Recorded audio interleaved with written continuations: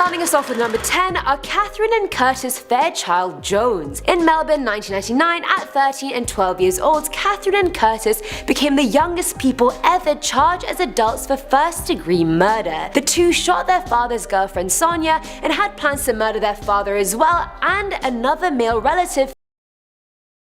As soon as they had shot her, they realized what a huge mistake they'd made, and they ran to their neighbor's house and said it was an accident. Even after evidence of abuse was found, no one did anything. No one believed the two were being abused, and they were sent to jail. During their trial, they never brought up the abuse. Nothing about what they had endured was even mentioned. I mean, the man who was abusing them was convicted of his girlfriend's daughter years prior. Why was this not brought up by their defense during their trial? I have no idea. Then the justice system failed them and they pleaded guilty to second-degree murder and were sentenced to 18 years and probation for life. They were both released in 2015 at 29 and 30 years old. That's basically your whole prime part of life all spent in jail. Onto this list at number 9. He was only 15 years old when he was convicted of first-degree murder after he strangled a 12-year-old boy and dumped his body in a septic tank. He was convicted of first-degree murder, and when he was sentenced to life in prison without parole, he didn't show any emotions. If he was an adult, he could have faced the death penalty because he even admitted to kidnapping his friend, forcing him to go to the woods, and then suffocating him to death. What a brutal crime. Even though he admitted to doing all of that, he never explained why he did it. So yeah, this guy sounds like a serial killer in the making. The police even found a note at the scene of the crime, and on that note it said list to prepare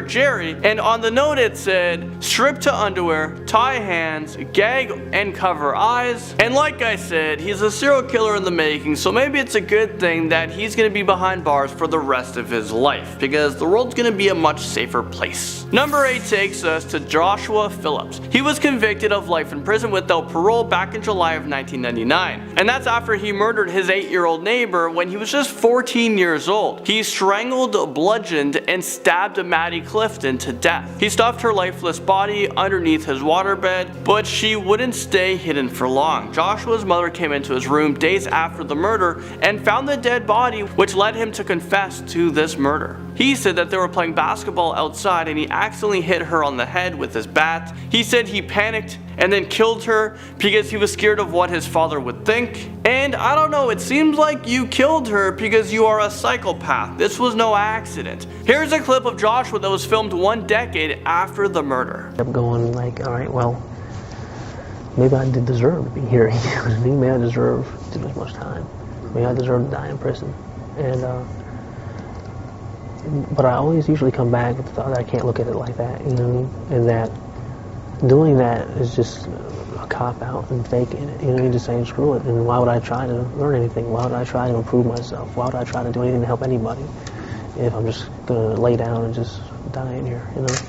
Even though he might seem like he has changed, I feel like he is a textbook psychopath who knows the right things to say in order to look like a victim. The youngest American citizen to be sentenced to life in prison makes their way onto this list at number 7. I'm talking about the notorious Lionel Tate, who was just 13 years old when he was convicted of first-degree murder. To be the case, incarceration for your natural life.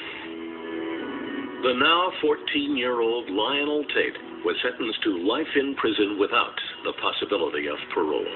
Back on July 28, 1999, Lionel was left alone with a 6-year-old friend in the basement. The two of them were downstairs playing when all of a sudden Lionel came upstairs 45 minutes later to tell his mother that the little girl wasn't breathing. He said that they were wrestling and he had her in a headlock and then smashed her against the table. An autopsy revealed that he had stomped on her so hard that he actually lacerated her liver, fractured her skull and ribs, and her brain was very swollen. During the trial, the prosecution said that these injuries can be compared to falling from a 3-story building. He was sentenced to life in prison without parole, and the judge said that the acts of Lionel Tate were not the playful acts of a child. The acts of Lionel Tate were cold, callous, and cruel. Moving on to number 6, let's talk about Courvoisier Sims.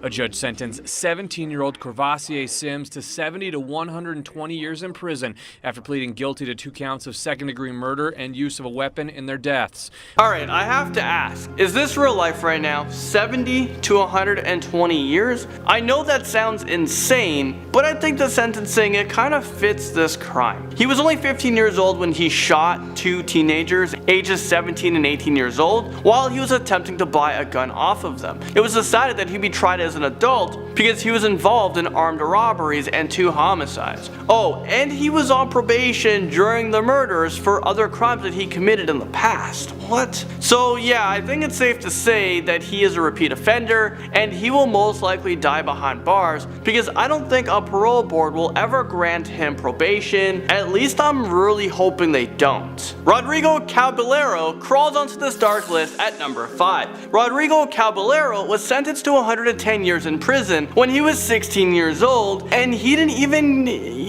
even kill anyone. So how is this possible? Well, the 16-year-old fired several gunshots at 3 other teenagers where one of them suffered from a non-fatal but serious injury. He was convicted of 3 counts of attempted murder, and each of those charges, they come with a minimum 15-year to life. And the judge also handed him special enhancements onto his sentencing for firing a gun belonging to a gang and greatly injuring one of the victims. When you add up all of these charges, you get 110 years. So technically he isn't sentenced to life to prison without parole. He will be eligible for parole when he's 126 years old, but most likely he is going to be dead before he makes it to his parole hearing. Up next, number 4, we have Gregory Brooks. He was 19 years old when he pleaded guilty to abducting and killing the parents of a former talk show host. Gregory Brooks and his accomplices beat them, stole $50, a rifle, jewelry, and other items, then they locked the couple in a closet. Later, one of the accomplices said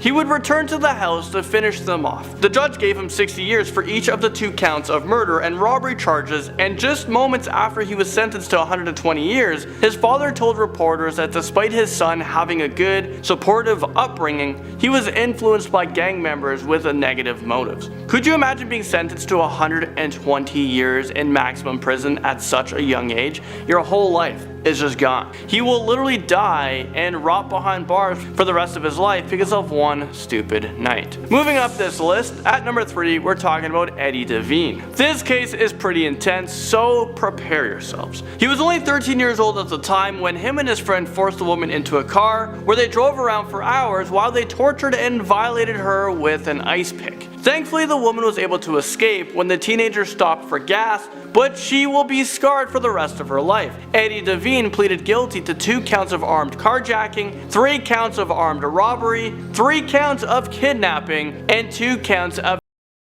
This kid isn't even old enough to go around the block by himself, and he's already committing all of these horrible crimes. To make things even worse, he told police that he was armed with a knife and he threatened to kill the woman before they stole her SUV. I'm pretty sure when I was 13, I was collecting Pokemon cards. I wasn't going around committing all these crimes. Eddie Devine did not get off lightly. He was sentenced to a total of 130 years in prison. Kenneth Young sneaks onto this list at number 2. He was only 14 years old when his mother's drug dealer forced him to get involved in a series of armed robberies. During one heist, Kenneth was caught, convicted, and sentenced to 4 consecutive life sentences. So basically, he was sentenced to be thrown behind bars without ever having a chance of being released, and he didn't even injure or kill anyone. Let's hear from Kenneth Young.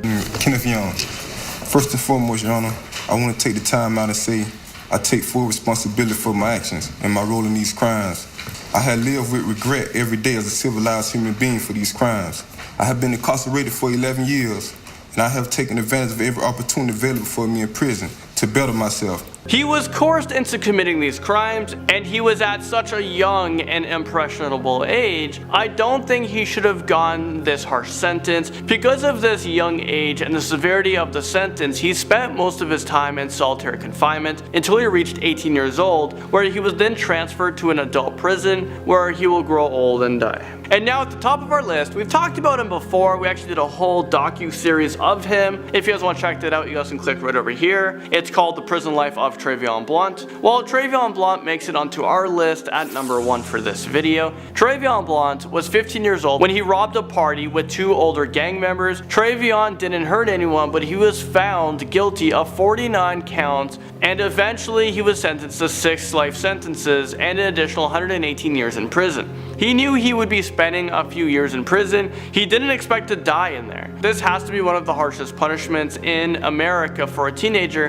who didn't even commit homicide. Oh, and his accomplice, well, they only served 10 to 13 years in prison. I don't understand how this was even possible. Out of the 3 of them, Travion was the least involved, but he got the most time. After spending some time in prison, Travion finally got a glimpse of hope. Received much lighter sentences. Governor Bob McDonnell reduced Blount's sentence to 40 years, and today, Governor Terry McAuliffe cut it down to 14. I mean, what the heck? His sentence was reduced from 6 life sentences plus 118 years to just 14 years. This makes me wonder what the heck was wrong with the original judge. I think his license should be put into question because I have no idea what was going through his mind. Maybe he was severely power tripping that day. He was just so pissed off. He's like, I'm giving you life, plus life, plus life, plus life, plus life, and plus life, and if that's not enough, plus 118 years, just in case. In at number 10, we have George Perrot, who was just 17 years old when he was arrested, and soon after he was convicted of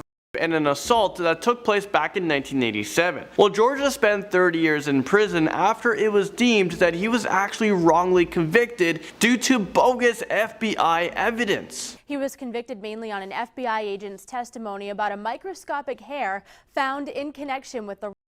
But a judge found that evidence to be flawed and released Perrot on personal recognizance Wednesday. This is why the justice system is just so messed up. A lot of times police officers or FBI agents are convinced, they're so convinced that this is the guy that committed the crime. So what they do is they do anything they can to get a conviction, to put this guy behind prison and to do it fast. Well, we have witnessed in the past them giving false statements, tampering with evidence, and a lot of times we have witnessed FBI agents and police officers get it wrong. They convicted the wrong person. Did you ever lose hope after all those years? No, absolutely. Of course, I've been in 30 years.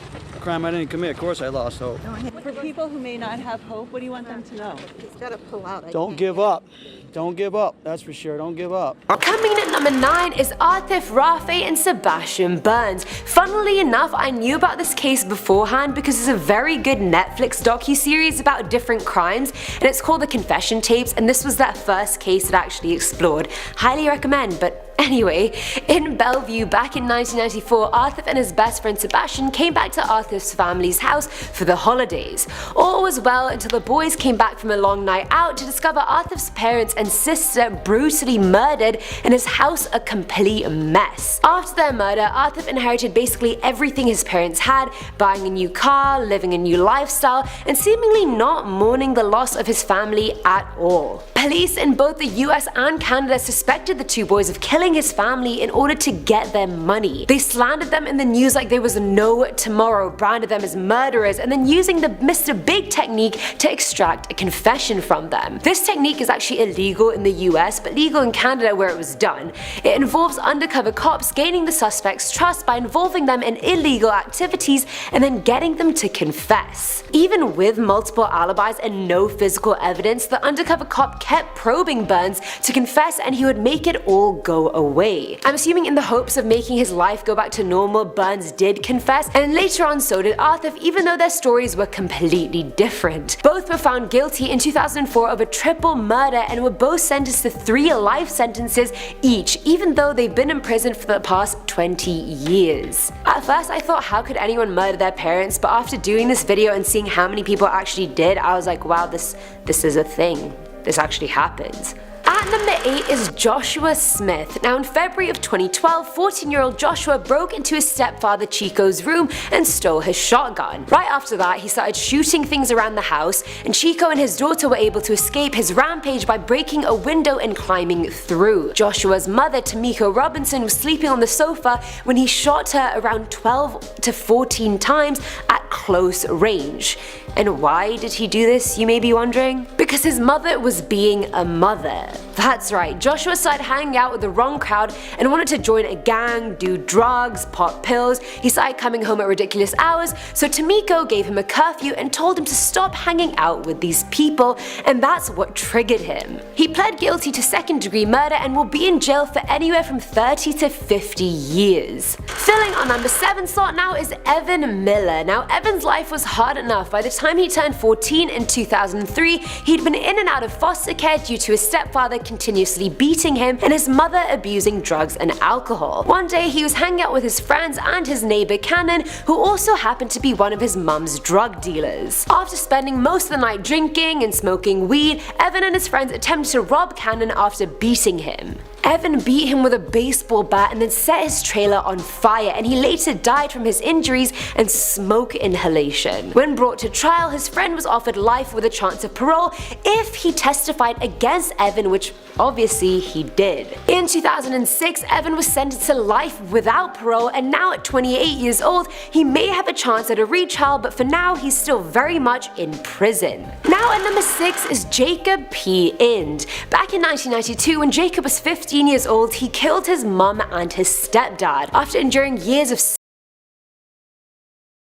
Jacob hired another older teen to help him murder his parents. Then, in the morning of December 17th, they went to their bedroom where they were fast asleep and attacked them for 5 whole minutes using various gruesome methods, stabbing them, spraying their faces with bear mace, and shooting them as well. He never testified during his first trial since his defense told him he would pack up and leave if he tried, so he was sentenced to life without parole. After spending 25 years in prison, he was finally granted a retrial and the right to testify back in August of 2018. And his retrial hasn't happened yet, so we don't know the conviction as of yet. Coming at number 5 is Diana Ortiz. Diana was 18 years old when she moved to New York in 1983 to flee an abusive relationship, and that's where she eventually met her new boyfriend, who was double her age. The man introduced her to drugs like heroin, LSD, and cocaine, and convinced that the only way to sustain both their habits was to stage a robbery. Note, not a murder, just a robbery. The plan was sorted. She would pose as a prostitute in a parking lot, wait for someone to approach her, and then her boyfriend and some friends would rob him. However, on the actual day, the victim that pulled up to her started fighting with the men, and a brawl ensued and he was eventually shot. While they all ran off in separate directions, what they had no clue about was that the customer was actually an off-duty police officer, and he actually died a few days later. Diana turned herself in and was convicted of felony murder and was sentenced to 17 years to life. And after 22.5 years in prison, she finally went on parole. Imagine 22.5 years in prison. I'm only 21 right now, and I feel like I lived a long life. That's my life and then some, all in prison. I can't even imagine that. At number 4 is Quantel Lotz. Now Lotz, like a lot of other kids on this list, had a troubled upbringing. His dad, mum, stepmom, uncles, aunts, basically everyone around him was addicted to cocaine, even getting high on it while he was still in the room at a very young age. He'd seen his uncle get shot multiple times because of drugs,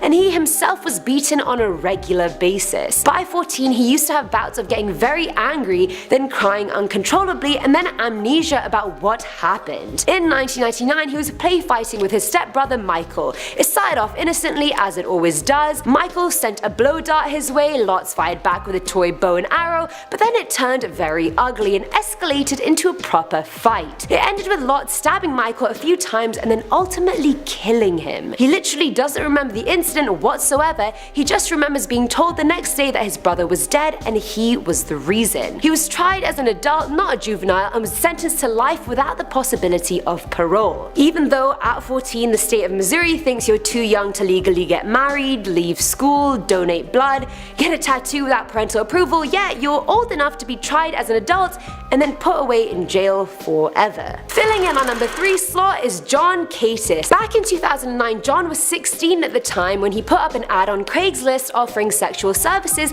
in exchange for money, and the very popular ABC reporter George Webber replied to his ad. When they finally met up for this kinky hookup, if we can call it that, John claimed that George pulled a knife on him, and as self-defense he stabbed George 50 times. Mind you, George was bound and being choked when this happened, so I don't know how he could have even pulled a knife out to begin with. And if it was was really self-defense, why 50 times? Surely someone's dead after maybe a few, or at least injured enough for you to escape the situation. During his hearings and his confession tapes, you can see him literally wink and smile throughout. At 18 years old, John was found guilty and was sentenced to 25 years to life, and at 28 years old, he's still in prison today. Now at number 2 is Ashley Jones. Ashley was a problem child raised by problematic parents. Her stepdad used to and her mum was a so it appeared to be a blessing when her grandparents agreed to take in her and her sister. I don't know if they agreed to take her in or her parents kicked her out, since she stabbed both her dad and her pregnant mum a year beforehand.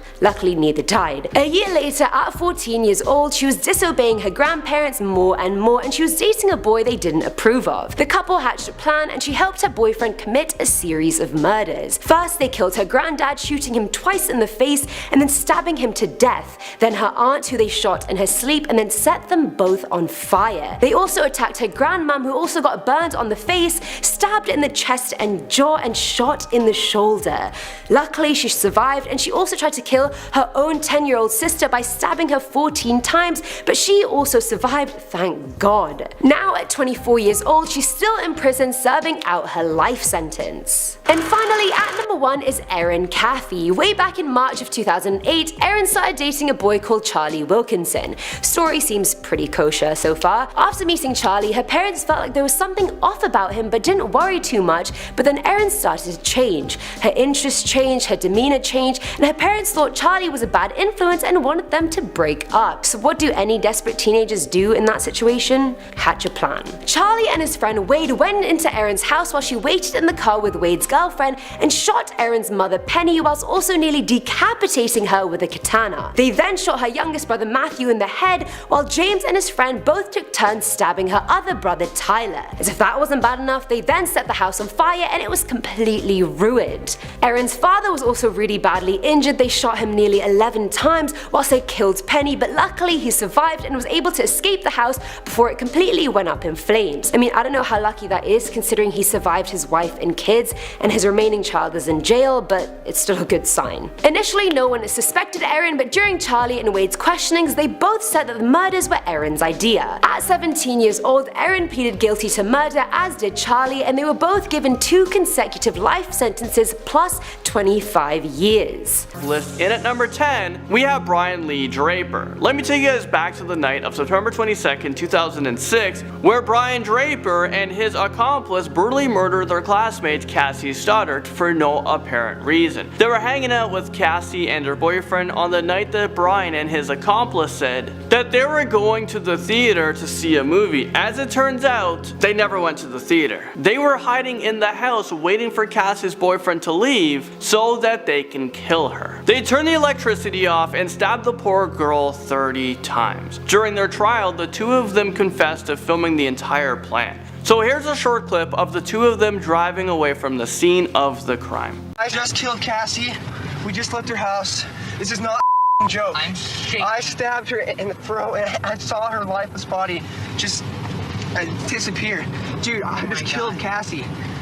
How sick and morbid is this? It just seems like they're so proud of what they've just done. Well, they were quickly picked up and interrogated, and they were arrested because their fake alibi fell through, and they were sentenced to life in prison without the possibility of parole. Keep in mind that they were only 16 when they decided to brutally murder their friend. John Silva stabs his way. Alright, moving on this list, at number 9, we have 2 best friends, Ricky Jackson and Willie Bridgman. And they were arrested at the age of 16 years old for a murder that took place in Cleveland, Ohio. Harold Franks was the victim. Well, he was attacked with acid and he was shot twice with a .38 caliber gun. Both teenagers received the death penalty back in 1977, but it was later turned over to life imprisoned.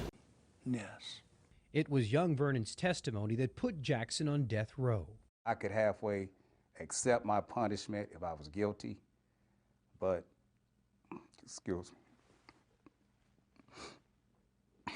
This story takes a huge turn because after spending 40 years behind bars, a judge released them, and the judge said they actually have the wrong people. Ricky and Willie were convicted after a false testimony that was given by a 12-year-old boy. These two friends didn't commit the crime, so for the past 40 years they were serving time for someone else's crime. Their lives has been taken away from them. Words can't express how I feel right now. I'm just glad to be out, glad to be a free man. What are you going to do today? Where are you going to go? Wow. I mean, you know, you sit in prison for so long, you think about this day, but when it actually comes, you don't know what you just want to do something, you know? This guy missed out on school, getting his first job, finding a wife, having kids. Being a teenager, you get to experience a lot of things in life, and it is a very important and crucial time in someone's life. Number 8, we have Howard Christensen. He is a Chicago native who became the nation's longest serving prisoner before he finally completed his time. At the age of 17 years old, Howard committed murder and was given a life sentence without parole to 200 years in prison. But that was later overturned to a 64-year prison sentence, which is pretty much life in prison. Well, Howard actually outlived his prison sentence and was able to see the light of day. Well, just for a few years. Howard was 79 years old when he was finally released. Howard was only able to live 2 years as a free man before he passed away. Moving right along here, we have Bobby Bostic, and he comes onto our list at number 7. Bobby was just 16 years old when he was convicted of committing 17 crimes. Some of them include robbery and kidnapping. He fired a gun at 2 people. While he has been in prison for more than 20 years now, he is now in his 40s. Bobby on our list has one of the longest prison sentences. He was actually sentenced to 241 years. Many people believe that this was way too harsh for this crime. Murder was not committed, although there was near death. Back in 2010, the Supreme Court decided that their initial decision was unconstitutional and minors should have the opportunity to demonstrate maturity and rehabilitation. Even with that though, Bobby won't be eligible for parole until he's 112 years old. So if somehow he's able to outlive that, he has a chance of being a free man one day. Let's talk about a case I've paid close attention to. I've been very fascinated with it. Well, at number 6, let's talk about Brendan Dassey. Probably sounds familiar to you guys. I talk about him a whole lot. Well, he's a nephew of Stephen Avery, the guy from Making a Murder documentary. It's on Netflix. How you doing, buddy? Good. Then they sat down with Brendan. Brendan's lawyers say investigators took advantage of him. Then just 16 years old and with a low IQ, manipulating him into making a false confession. Brendan Dassey was just 16 years old when he was convicted of first-degree murder and second-degree. I believe Brendan Dassey is innocent and was framed. He was sentenced to life in prison with the earliest possibility of parole in 2048. So that's when Brendan Dassey turns 58 years old. Right now he's 28 years old. Stephen Avery, his uncle, is also still in prison and he has served 18 years for a crime he never committed. He was released, but then he was sentenced again for a new crime, and I don't believe he committed that either. I think he was framed by the same people who convicted him wrongly the first time. So in total, Stephen Avery has been in prison for 30 years, and you know what, I can't wait for season 2 of Making a Murderer to be released on Netflix because I need answers. And actually at number 5, let's talk about Stephen Avery a little bit more. He was also a teenager when he was first in prison. Stephen was 18 years old when he was convicted of an attempted murder, and this was back in 1985. Like I said, after 18 years and after DNA testing became more available, it was proven that Stephen Avery was actually the wrong guy and evidence was tampered with by local police. He was serving a 30-year sentence. Back home, relatives waited patiently. After 18 years, the last few hours were the longest, until finally, the reunion. Too long, though, too long. Oh, God, I love you, baby. Stephen Avery was only free for a few years until he was convicted for a murder. This was back in 2007, and he was given a life imprisonment sentence. They keep on trying to do something with me. They're trying to find ends. They don't believe none of us. And whatever we say, they just don't. We're all liars. And next up, number 4, we have 65-year-old Wilbert Jones, who was just 19 years old when he was sentenced to prison. He served 46 years for a crime that he didn't even commit. His conviction was just recently overturned. Back in 1971, Jones was found guilty of kidnapping and a nurse in Louisiana. Apparently authorities withheld evidence that could have exonerated Jones decades ago. I think this man should have been rewarded millions of dollars, although money won't give his life back. The state of Louisiana took away this man's life. I would be super upset in this situation, but for some reason Jones, he's just thankful for being free. No, I forgave. You know what I'm saying? I forgive. Because the Lord God knows who's been in my life. I don't have no bit in my life. I got to go the rest of my life. Number 3, we have James Robertson, who actually inspired a new documentary on Netflix called I Am a Killer. I'm currently watching it and it's really good. I don't know why I'm so interested in these topics, but they just fascinate me. And I swear, if I wasn't a YouTuber, I'd want to get into criminal psychology or work for Netflix and create these documentaries. James Robertson has had a whole life of crime. He was just 16 years old when he was sent to prison, but his crime started at a much younger age. He grew up with a family that are alcoholics and abusive. Robert is currently in prison for a crime he committed back in 1980, and it was for theft. He has been in prison for the past 37 years. For 20 of those years, James Robertson was left in solitary confinement because he was hard to deal with. So for 23 hours in the day, he's stuck in a very tiny dark room. He doesn't get much visitations. Actually, I don't think he's allowed them at all. Barely no sunlight. And when he does get out of his cell for 1 hour a day, he's in another small cage outside. So James couldn't take this anymore, so he decided to kill his new cellmate, who was a pedophile, because he wanted to be placed on death row. I mean, is this real life right now? While on death row, the rules are different. You actually get a bed to sleep on, you actually get more food to eat, you get medical care. Also, James didn't want to be in prison while he was older because he said, well, he's just going to become an easy target for people to beat up. So he just wants to leave the world. So crazy, because he was just trying to fight for the death penalty, but it took him a long time to actually get it, this is a very unusual request. Number 2, we have Joseph Ligon, who was just 15 years old when he was convicted of murdering 2 people back in 1953. Well, it's been 63 years since he was first sentenced to prison. Currently, Joseph is about 80 years old, and he has spent most of his life in a Philadelphia prison. He actually made it into the news a few years ago because he was given the chance of parole, but he turned it down. Joseph rejected this deal out of principle. He claims that he didn't kill anyone. It's really sad, and you know what? There are thousands of innocent people who are in prison serving times for crimes they didn't commit, and Joseph is probably one of them. Why would he choose to continue to fight for his innocence even when he could be released from prison? So now he is the longest serving juvenile lifer in the world that has been documented. And finally, we have made it to number 1. We have Paul Geidel Jr. And he is known to have served the longest prison sentence in the United States. Back in 1911, Paul was convicted of second-degree murder at the age of 17 years old. When Paul was released from prison, he was 86 years old, meaning he was in prison for 68 years. He was locked away in many different New York State prisons. Paul lived to see the day when he was actually released from prison. When Paul was paroled from prison, he didn't want to leave because that was the only life that he knew. He would probably go into shell shock because the world, it just changes so fast. He was in prison from 1911 to 1979. So let me tell you guys quickly what was invented during that time. So just to name a few, we had radio broadcasting, helicopters, microwaves, ovens, credit cards, widescreen cinemas, videotape recorders, video games, man went to space, computers were a new thing, and I mean all of those things. If you lived in prison, you probably never had any access to any of them. I don't even know if you get newspapers or if you read about it. A new computer, well, what is that? But if you get released into the new world, it can be very confusing.